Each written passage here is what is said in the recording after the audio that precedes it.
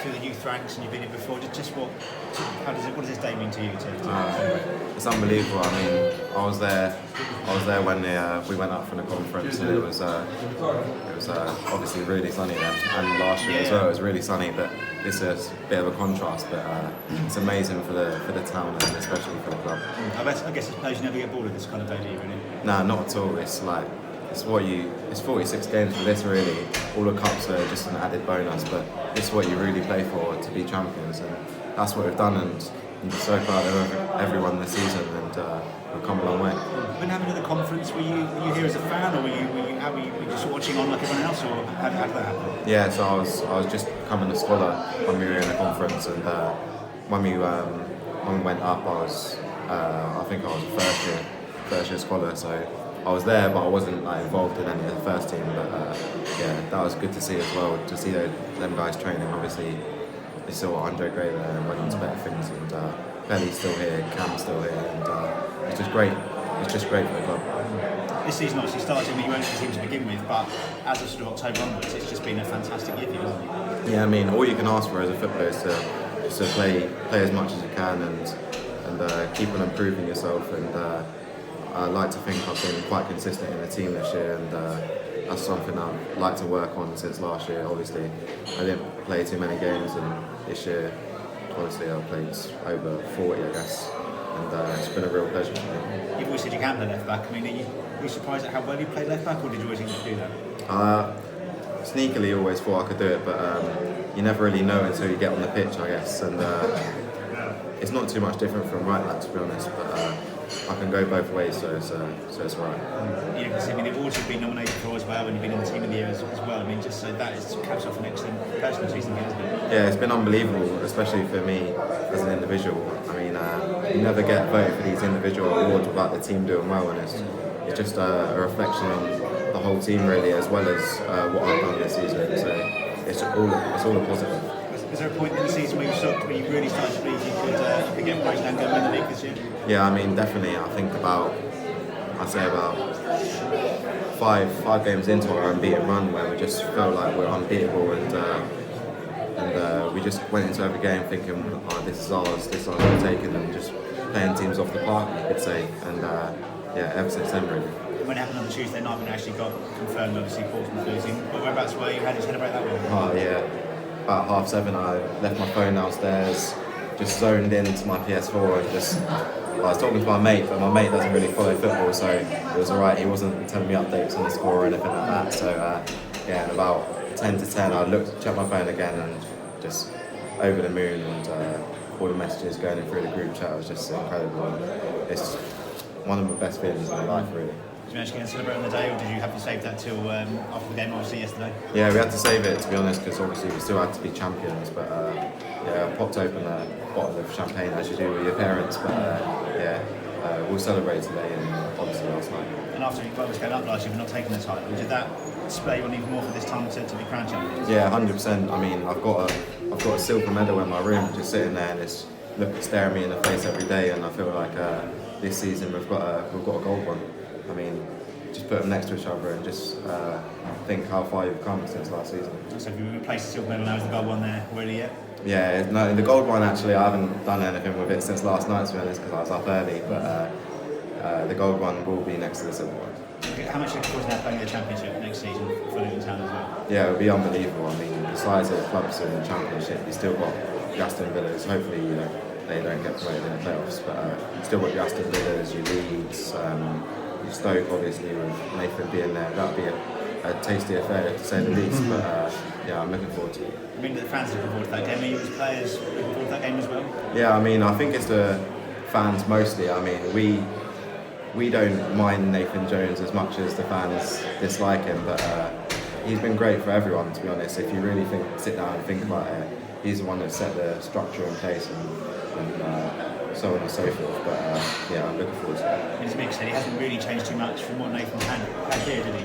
Yeah, I mean, we've been doing the same stuff in training and just focusing on getting what we do right all the time. And, it's just been a whole group effort to come to where we are now as champions. In the new division for a lot of the players, I mean, how do you think you actually can do next year? I mean, it'll be tough. The first few games will definitely be a be an eye opener. Sorry, I'm sure Graham and Mick will do the recruitment and help us along the way. Have you met Graham at all yet? Has he introduced himself to players? Or? No, I think we're meeting him on Tuesday for the first time properly, but yeah, I'm sure it'll come across nicely. Yeah, good chuffing because obviously being in Belgium, he's been with some really top class players, hasn't he? Yeah, you can only think he's going to improve you as a player, and you're really excited for it, really. And Mick, I mean, what a job he's done since he took over the reins back in January. Yeah, I mean, Mick's been unbelievable in terms of encouragement and just repetition, I guess you could say. He just comes in the same every day, try to work on your game and be better as a team. There's undoubtedly going to be speculation this summer about possibly players going. I mean, for yourself, you've obviously had that all the time through your career, but you're hoping to stay and play for the club next year. Yeah, I mean, we'll see what happens. I'm still under contract for another few years at least, so I'm not really thinking about that at the moment. I guess it's important the club can keep everyone together and as you say, build where they need to as well. Yeah, I mean, as long as the club keeps obviously its core of players, I mean, who knows what we can do next year. A lot of success is built on relationships and partnerships, and you've found a good partnership with Pele down that left-hand side. What's it like to play behind the character of the side? Yeah, I mean, it's unbelievable. I think we bring our chemistry off the pitch, on the pitch. I mean, we room together on away trips and we're together a lot of the time on the training ground.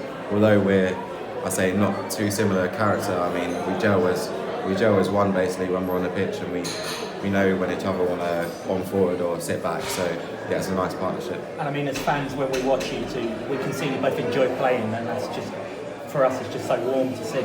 Yeah, I mean, especially when you play in the system that we play and the way we try and play every week is the ball on the floor and just passing the ball about and creating chances. I mean, we wouldn't really want to be in a team like that. Well, we had you on the podcast a couple of weeks ago, and we mentioned about your sort of role in the side, and the attacking one in particular. But actually, the clean sheets that we kept this season kind of goes under the radar a little bit. Yeah, I mean, definitely. I mean, I think we're top scorers in the league, but like second least conceded or something like that.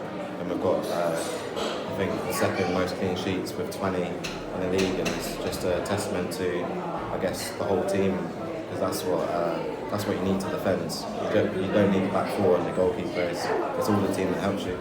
And I must admit, this last week, I've sort of sat down and I've reflected on the last couple of seasons, the last 5 seasons where we're in the conference.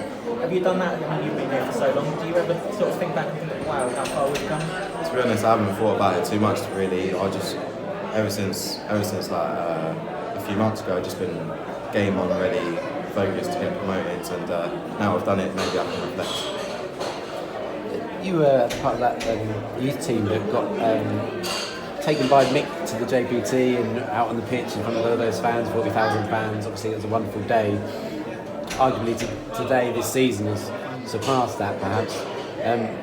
You've obviously made that journey from being a young player to a professional to playing in the first team. Been Luton through and through. Does it mean much more to you that you've been able to make that journey? Yeah, of course. Me and Frankie have come from that. We were under 11s at the time, and we've come all the way through into the first team. Obviously, Frankie hasn't broken in yet, but I'm sure he'll do his best to do it next season. But yeah, it just means that extra more to us, and obviously to me, because I'm a Luton boy and I always will be. You're on that bus parade as well when you're after the JPT, is that right? Yeah. We somehow we found our way onto the open top bus, and we were loving it. To be fair, I think there's a picture of me and Frankie flying about somewhere, and yeah, it's just a nice thing to remember. I think I was on that bus at that time as well. So there might be a picture of me somewhere, but obviously you've experienced that a couple of times now. Obviously once as a young kid, but now twice as a player. Does it just keep getting better? Yeah, I mean, obviously the club's only going one direction now, and hopefully we can sustain it for next season. But we know it's going to be difficult, but we'll do our best. They put the right structure in all over the place, don't they? And a minute you're in the Brace, which is a wonderful facility, and we all know that Power Court's coming eventually, a couple of years obviously, but everything's moving in the right direction, not just the football team on the pitch. Yeah, I mean, obviously, as I think the Mayor said, when the club's doing well, the town does well, and that's just echoes when you actually live in the town. I mean, when the club were in the Championship, I felt like the town was thriving, and then when we went down to the conference, it felt a bit dark and gloomy, but now we're on the rise again. Is this back where Luton belong then? Yeah, 100%. Maybe even we can push into the Upper League. You know what I'm on about.